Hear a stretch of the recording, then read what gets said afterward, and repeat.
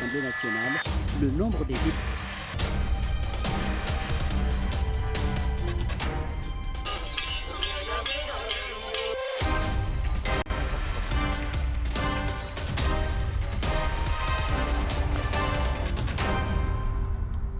Mesdames et messieurs, bonjour et merci de nous rejoindre sur les antennes de la RTS2 pour ce nouveau numéro de Midi Actu. Voici le sommaire du jour.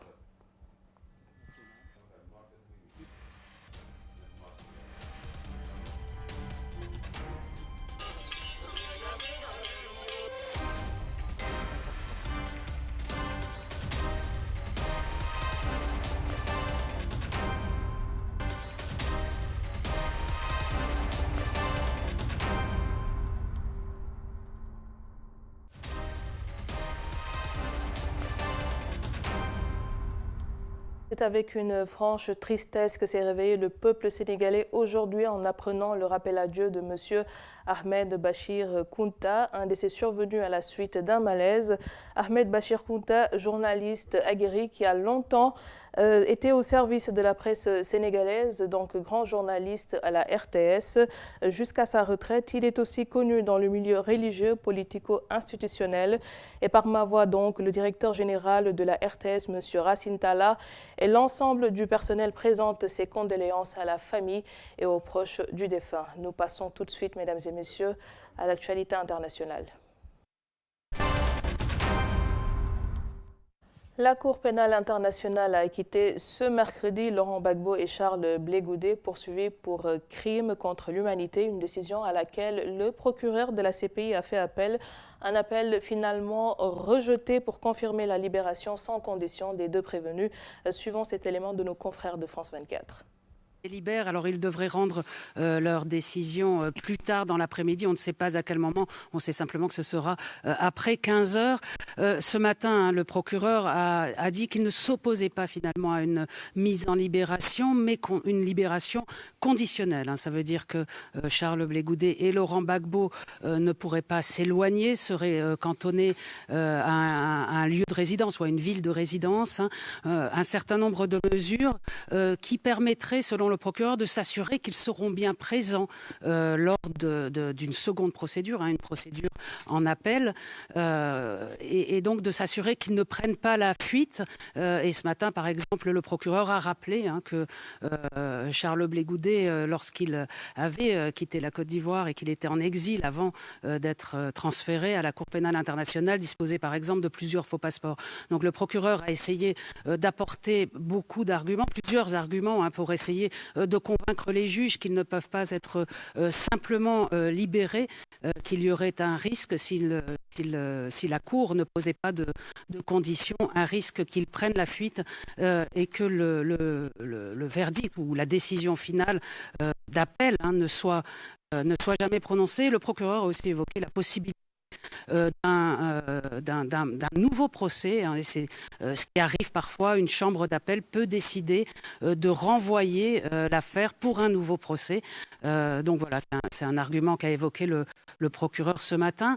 On peut noter qu'à la fin de l'audience, le président de la Chambre a posé une question aux avocats d'Emmanuel Taltit, l'avocat de Laurent Gbagbo, et aux avocats de Charles Blé Goudé. Il leur a demandé si leurs clients seraient d'accord pour signer une déclaration dans laquelle ils s'engageraient à être présents lors de la procédure en appel. Voilà, donc pour l'instant on en est là. Le juge président a ensuite annoncé que la Chambre se retirait pour délibérer. On attend donc les résultats de cette délibération.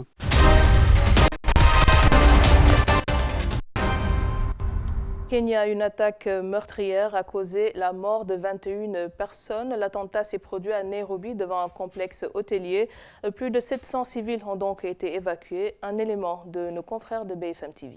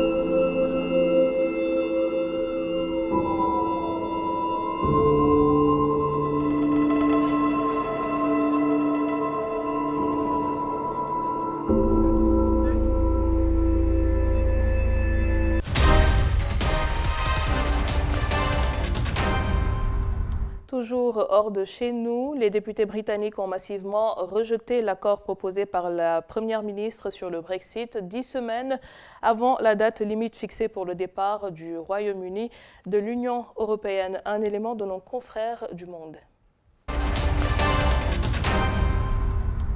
202, the nose order. The eyes to the right, 202. The nose to the left, 432. So the noes have it, the noes have it. Unlock! Mr. Speaker, the House has spoken and the government will listen.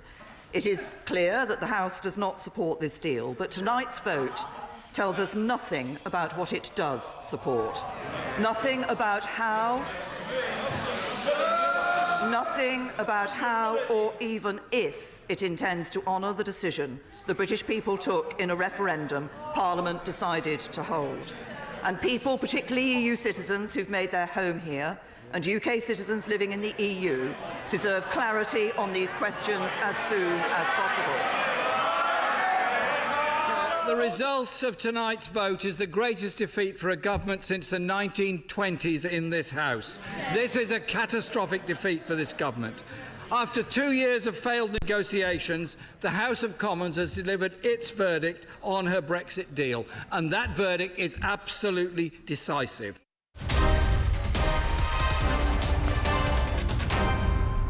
Et tout de suite, nous accueillons bien sûr notre invité du jour, Monsieur Moustapha Ndéné Ndiaye. Bienvenue à vous, Monsieur Ndiaye. Merci.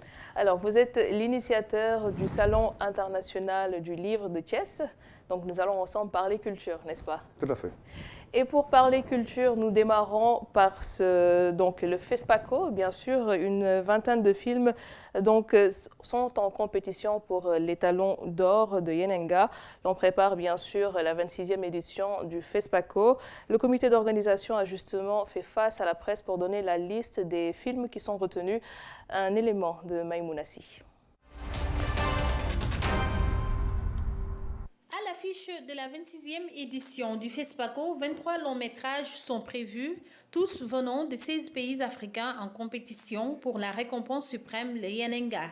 L'information a été donnée par le délégué général du Festival panafricain du cinéma à Ouagadougou à l'occasion de la conférence de presse tenue à Paris cette semaine. L'Afrique du Sud et le Burkina Faso, pays hôte, arrivent à égalité avec 3 films en compétition. Pour ce qui est du Sénégal, aucun long métrage n'a été sélectionné pour cette année. Cette 26e édition prévue du 23 février au 3 mars 2019 sera axée autour de la thématique mémoire et avenir des cinémas africains. Le Rwanda a été choisi comme pays invité d'honneur et l'actrice sénégalo-burkinabé Mouna Ndiaye fait l'affiche du FESPACO 2019. Cette édition marque également le cinquantenaire de l'événement phare du 7e art africain. À cet effet, une programmation particulière de films classiques des cinémas d'Afrique et de la diaspora est prévue. Les autorités burkinabées en premier lieu, le chef de l'État Roch-Marc Christian Kaboré, entendent mettre toutes les dispositions pour un succès éclatant de cette 26e édition du FESPACO prévue du 23 février au 3 mars 2019.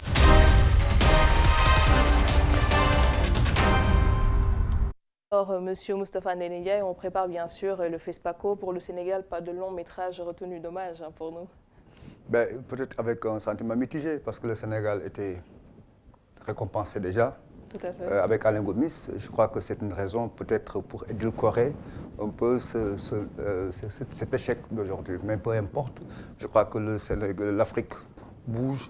Il y a d'autres cinémas, mais quand même le Sénégal reste aujourd'hui un pays de cinéma et de plus en plus, je crois que c'est une tendance qui va s'affirmer et le rester. Tout à fait. Donc on voit que de plus en plus ici au Sénégal, il y a des séries qui se font. Donc le petit écran vraiment les acteurs commencent à le crever. Comment est-ce que vous appréciez cette situation? C'est un signe des temps. Aujourd'hui, les moyens par lesquels, évidemment, on produit des films, on passe des idées, on passe des images sont nombreux. On ne peut pas s'y refuser. On ne peut pas arrêter la mer par ses bras. L'essentiel, c'est chaque jour améliorer. Parce que quand même, là, quand on voit ce qui se fait aujourd'hui au Nigeria et dans d'autres cinémas, même en Occident, je crois que les gens utilisent tous les médias. Aujourd'hui, on quitte, n'est-ce pas, le grand écran. Et de plus en plus, avec Netflix, avec d'autres moyens, on parvient à imposer des images. L'essentiel, c'est de donner des contenus, de donner ça des images et des productions. Tout à fait. Et nous restons avec la culture pour cette fois-ci parler du livre. Les acteurs du livre se sont donc réunis à Thiès du 12 au 15 janvier 2019 à l'occasion du Salon international du livre 2019. Donc, marque la 4e édition de ce salon. Suivant cet élément. C'est la 4e édition du Salon international du livre du 12 au 15 janvier 2019. Rencontre qui a réuni les acteurs du secteur, notamment les auteurs, les lecteurs, mais aussi les maisons d'édition, 25 au total. Cette rencontre littéraire axée sur le thème de l'identité thiessoise a connu une évolution par rapport à la précédente. L'objectif étant de promouvoir le livre et la lecture au Sénégal, mais également d'avoir un impact sur le plan international. Pendant 4 jours donc, des conférences, panels, projections de films, entre autres animations, ont réuni les passionnés du livre. Un accent particulier a été mis sur la présence des femmes dont l'apport est jugé déterminant pour déclencher le goût de la lecture chez l'enfant. Pour cette édition d'ailleurs, c'est l'écrivaine Ken Bougoul qui a été choisie comme marraine de l'activité. Le programme d'animation culturelle du salon a démarré en beauté avec une soirée poétique.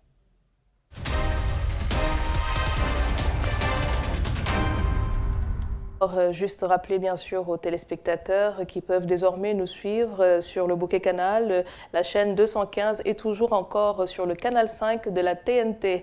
Donc, Monsieur Moustapha Ndéné Ndiaye, vous êtes l'initiateur de ce salon international du livre de Thiès. Est-ce que vous êtes thiessois déjà? Oui, thiessois, jusqu'au bout des ongles. Alors, pourquoi est-ce que vous avez réellement tenu à initier ce salon à Thiès? Nous sommes un homme de terroir, attaché véritablement, n'est-ce pas, à notre ville, qui est très belle d'ailleurs. En même temps aussi, nous sommes des écrivains et des éditeurs. Ma consoeur Fama Diansen, qui est grand prix du chef d'État pour les lettres, on a trouvé un peu un vide.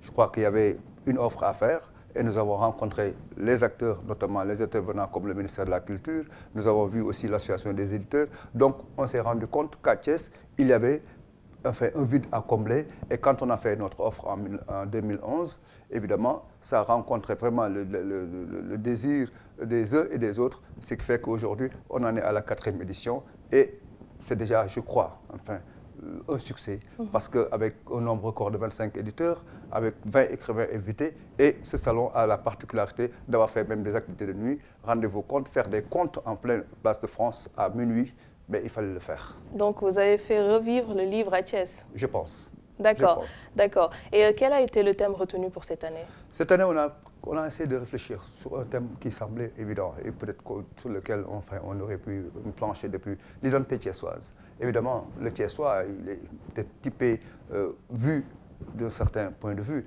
mais enfin, je crois que la réflexion première d'un homme de culture, c'est la question d'identité. Donc cela allait de soi après quelques éditions. Je crois que la première édition, n'est-ce pas, portait sur le numérique, après le développement, la question du développement et du livre, mais je crois que ce thème autour de l'identité thiessoise s'imposait et ça a fait l'objet, n'est-ce pas, de beaucoup d'interrogations, de beaucoup de questionnements auxquels les écrivains ont essayé ici et là d'apporter des réponses. Et il y avait combien de maisons d'édition? 25. Et pour combien d'auteurs? 20 auteurs. Enfin, au-delà, il y a les auteurs officiellement invités qui étaient entièrement pris en charge, qui étaient au nombre, n'est-ce pas, de 10. Et il y a les auteurs autochtones, parce qu'il fallait quand même laisser faire une part belle aux auteurs de Thiès, parce que justement, c'est un salon qui a la particularité d'être un salon qui se fait exclusivement dans une ville de l'intérieur. Est-ce que parallèlement, il y a des activités autour du livre qui se font à Thiès? Oui, Thiès aujourd'hui peut se targuer d'avoir 2 maisons d'édition. je crois que c'est la seule ville au Sénégal, enfin de l'intérieur, qui peut revendiquer 2 maisons d'édition. Thiès avait, c'est vrai, des librairies qui sont moins brillantes qu'aujourd'hui, encore que pratiquement elles ont toutes fermé, mais néanmoins, Thiès reste avec ces 2 maisons d'édition, avec un salon du livre. Je crois que petit à petit, il y a quelque chose qui se dessine, n'est-ce pas, et que nous essayons de porter. Et les bibliothèques, comment elles se portent? Oui, avec l'université, bien sûr, naturellement, parce que l'université est un habitacle quand même de l'écosystème du livre. Il y a une bibliothèque universitaire qui vient d'arriver, mais enfin, il y a de plus en plus une économie autour du livre qui va se faire grâce à l'université. Et c'est vrai qu'on en est un peu à des esquisses, à des balbutiements, mais je crois que Thiès est aujourd'hui bien positionné pour accueillir, n'est-ce pas, en fait, une partie, de participer pleinement au développement du livre au Sénégal.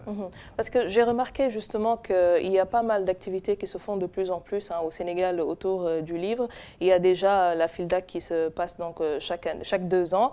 Et l'année où il n'y a pas la FILDAC, je pense que maintenant on a choisi de faire dans une ville, une capitale, une région en tout cas du Sénégal, une activité, c'est-à-dire un salon national du livre. Ça s'est passé réellement donc ces temps-ci à Saint-Louis. Donc Thiès, vous ne suivez pas forcément cette mouvance, vous tenez chaque année quand même à faire votre salon du livre et international. Pourquoi insister justement sur l'international? Parce que les autres salons, ce sont des salons nationaux. Peut-être pour la précision, hein, le salon national devait être organisé éventuellement dans 2 ou 3 villes de l'intérieur, bien sûr. Et Thiès était sur la liste. On a donné les arguments, n'est-ce pas, de Thiès. Mais évidemment, je crois que pour diverses raisons, pour des raisons importantes, majeures, Saint-Louis aurait pu, ne serait-ce que par l'histoire, ne serait-ce que parce que Saint-Louis a été, n'est-ce pas, la première ville à initier un salon du livre, la fête, n'est-ce pas, du livre de Saint-Louis, même si aujourd'hui peut-être elle est moins luisante. Mais nous, on se réjouit d'une chose. Aujourd'hui, l'autorité estime que Thiès est la seule ville qui n'a pas besoin de salon national. Parce qu'on met en général un salon national là où il n'y a rien. Or, Thiès, régulièrement, depuis 2011, organise son salon. Donc, il n'y a pas de vide à combler. Donc, les acteurs de Thiès ont été très tôt conscients, n'est-ce pas, donc, de leur rôle, de ce qu'ils peuvent apporter, n'est-ce pas, à la ville, et à la rencontre déjà des autorités locales et aussi de l'autorité nationale étatique. À ce jour, on peut dire de manière certaine que Thiès n'a pas besoin de salon national parce que Thiès déjà fait quelque chose qui a une dimension de salon national. Mais ce ne sera pas plus mal si un salon national est organisé là-bas. Ça dépend, parce qu'en vérité, s'il faut refaire les mêmes activités avec les mêmes acteurs, pourquoi l'appeler salon national? Or, il y a un salon international du livre de Thiès qui a une vocation internationale. Bon, c'est dire quoi? C'est-à-dire qu'on aurait pu, peut-être dans l'appellation, prendre une appellation beaucoup plus humble, mais en vérité, depuis très longtemps, depuis, n'est-ce pas, le début, nous avons une vocation de rendre visible notre ville et permettre, parce que Thiès n'est plus une petite ville. Thiès, aujourd'hui, peut dégager une très grande vitrine à travers le monde. Thiès, à l'instar, n'est-ce pas, de Casablanca, à l'instar des grandes villes du monde, doit avoir aujourd'hui cet événement phare.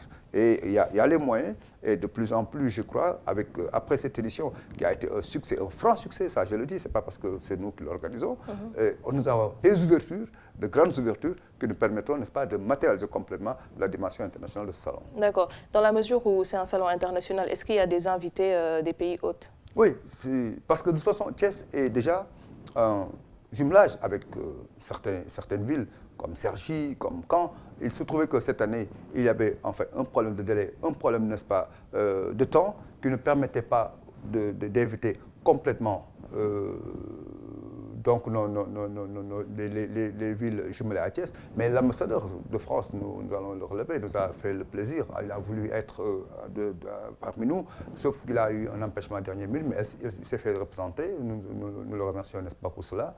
Et la vérité, je le dis et je vais redire, Thiès est aujourd'hui un espace où on peut développer beaucoup de choses. Parce que Dakar, c'est évident, c'est une ritournelle que Dakar a atteint pratiquement toutes les limites et je crois que le président de la République l'a compris. Il nous a aidés un peu à l'occasion de ce salon.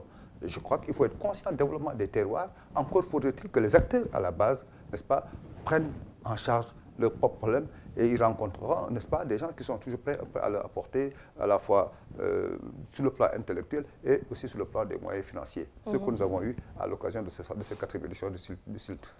Et vous tenez réellement encore à vraiment redynamiser la place de la femme dans le monde du livre et à cet effet, justement, vous avez donc choisi comme marraine l'écrivaine Ken Bougoul. Pourquoi ce choix? Pourquoi vraiment tenir à réaffirmer la place de la femme? Au-delà de la redénomination, enfin, au-delà du respect que nous devons à la femme, Ken Bougoul, c'est Ken Bougoul.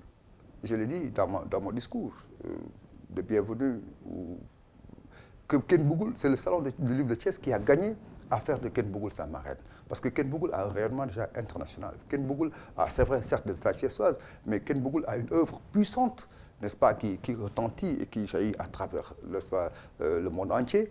Donc, le salon de Thiès était très, très honoré d'accueillir cette grande dame de la littérature sénégalaise qui nous a fait aussi l'honneur et le plaisir de partager avec nous pendant 4 jours. Et je crois que c'est un des faits remarquables du salon du livre de Thiès, c'était vraiment la présence de Ken Bougoul et nous la remercions infiniment, n'est-ce pas, pour cela. Et quelles ont été les activités? Nombreuses. D'abord, il y a eu une exposition, classiquement comme dans tous les salons. Il y a eu des cérémonies dédicaces, comme la mienne. Il y a eu aussi des séances de contes, des projections, n'est-ce pas, de films.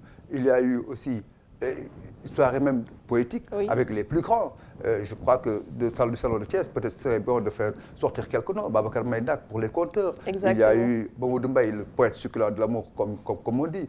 Il y a eu André-Marie Diagne. Il y a eu de jeunes auteurs, peut-être moins connus, mais qui aujourd'hui, n'est-ce pas, ont déjà quelques petits galons. Jules Lotti, entre autres. Et par-dessus le marché, il y a eu Fama Dialsen, le grand prix du chef d'État pour les lettres. Il y a eu votre confrère, Sam Ndiaye, qui est ici, qui a été nominé au grand prix du chef d'État pour les lettres l'année dernière. C'est pour dire qu'à Thiès, il y avait un plateau assez relevé. Mamoud Samb, j'en oublie encore. Oui, oui, tout à fait. Nous passons à la dernière partie de Midi Actu, mesdames et messieurs.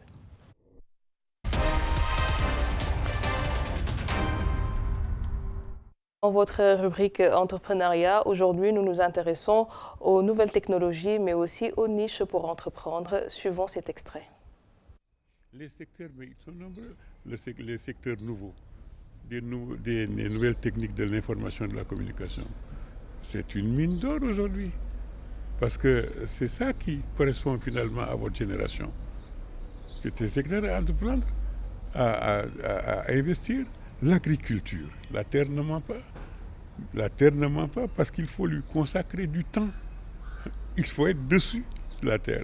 On ne peut pas travailler la terre par délégation, se coucher à droite et puis ensuite ça va marcher à gauche. Non, non, il faut s'investir. Non pas investir seulement, mais investir en s'investissant soi-même totalement dans ce qu'on fait.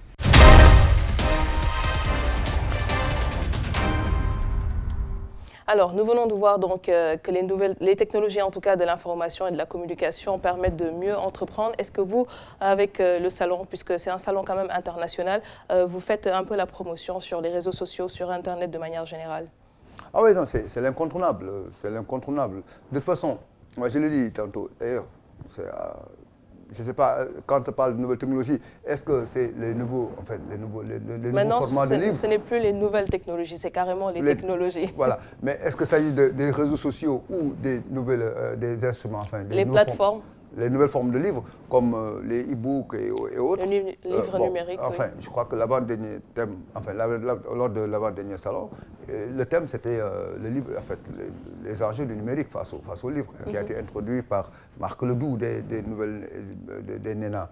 Mais enfin, je crois que, je l'ai dit une fois dans une interview au Soleil, il y a déjà, je crois qu'en 2009, que l'Afrique a une chance à saisir avec les réseaux sociaux, avec les livres électroniques.